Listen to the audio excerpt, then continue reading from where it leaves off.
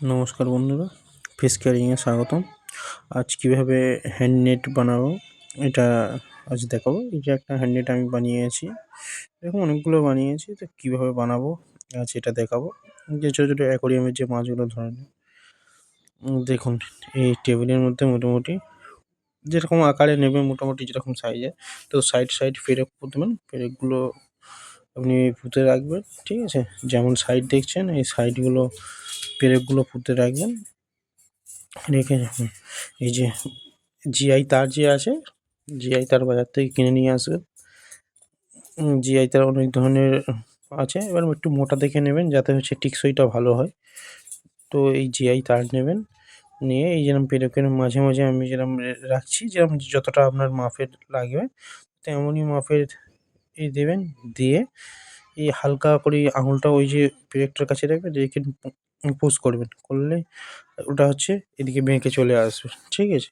তো এইরকমভাবে প্রসেস তৈরি করে এবার কতটা আপনি সাইড নেবেন, কতটা এবার চওড়া নেবেন, তো সেরকম হিসাবে আপনি এই পেরেকগুলোকে হচ্ছে সাইজ অনুযায়ী পুঁতবেন। পুঁতে তারপরে দেখুন ওই যে সেম প্রসেস হালকা পুশ করুন, দেখুন চলে আসবে, খুব সুন্দর একটা চলে আসবে। তো আমি যেমন করছি তেমনভাবে দেখে আপনারাও করতে পারেন, ঠিক আছে? মার্কেটে এবার আপনি যে মার্কেটে যে নেটগুলো কিনতে যান, যেমন এই হ্যান্ড নেটগুলো, যে ফিশের অ্যাকোরিয়ামে থাকে জন্য, কিংবা আদার্স আরও জন্যে, তো এই নেটগুলোর দাম অনেকটাই বেশি। তো ওই নেট কেনার চেয়ে আমি মনে করি যে এখান থেকে মোটামুটি যদি জিআই তার এবং এই নেট কিনে নিয়ে আসলে আপনার লো কস্টে অনেকটাই লো কস্টে আপনার চলুন হয়ে যাবে। মোটামুটি নেট অনেকগুলো, মানে আপনার 100 টাকায় ধরেন 3-4টে নেট হয়ে যাবে।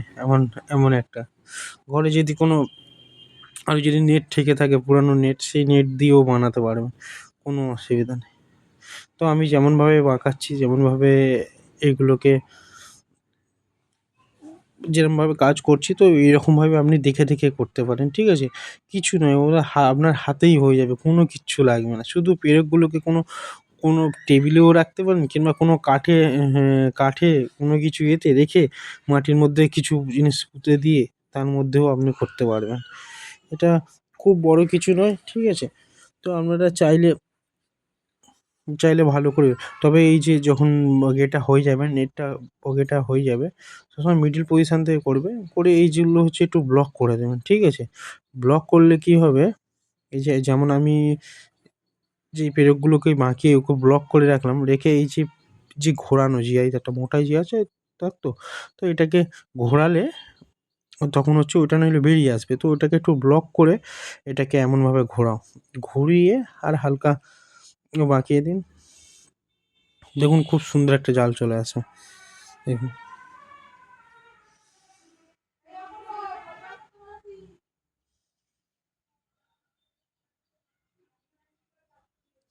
দেখুন হালকা পুশ করে সেম প্রসেস, কোনো কিছু নয়, কোনো কষ্টের খাটুনি বা কোনো কিছু নয়।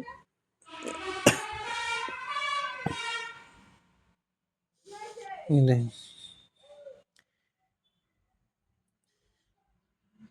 একদম খুব সুন্দরভাবে দেখুন।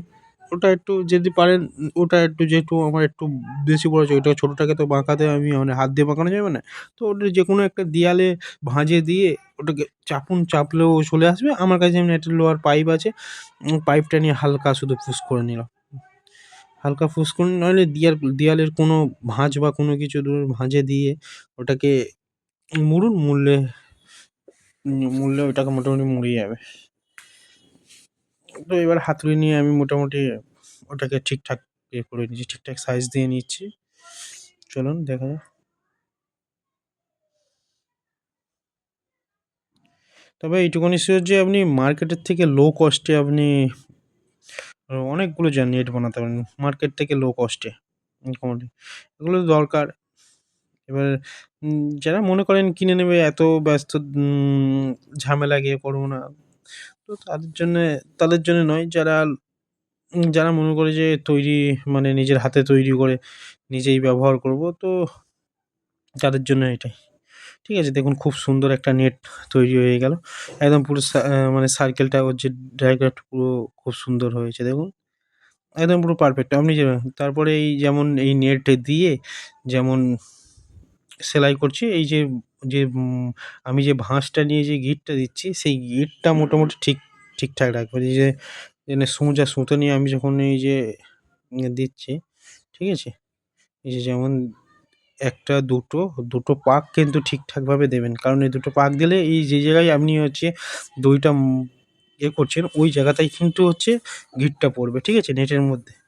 তাহলে কিন্তু আপনার নেটটা কিন্তু মানে কোনো দিকে সরবে না। ওই জায়গাটাই হচ্ছে ঠিকঠাক থেকে থাকবে। যেমন আমি এরকমভাবে দিয়ে যাচ্ছি দেখুন ভালো করে। তো তোমরাও এই সবসময় হচ্ছে এরকমভাবে প্রসেসে যাবেন, ঠিক আছে?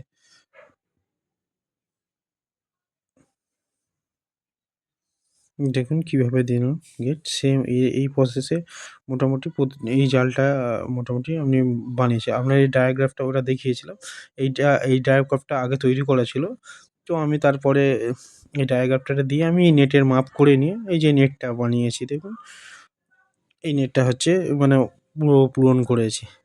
আগের যে ডায়াগ্রাফটা দেখিয়েছিলাম ওটা হচ্ছে ডায়াগ্রাফটা তৈরি করেছিলাম মানে ওর টেক্সচারটা। তারপরে এবার এই আমার টেক্সচার তৈরি করা ছিল, তো এইটা হচ্ছে আমি নেট বাঁধছিলাম। তো এইটাকে ধরে আমি আপনাকে ভিডিওটা দেখালাম। দেখুন কেমন হয়েছে বন্ধুরা কমেন্ট করবেন এবং জানাবেন। ভালো লাগলে নিশ্চয়ই সাবস্ক্রাইবও করে রাখবেন।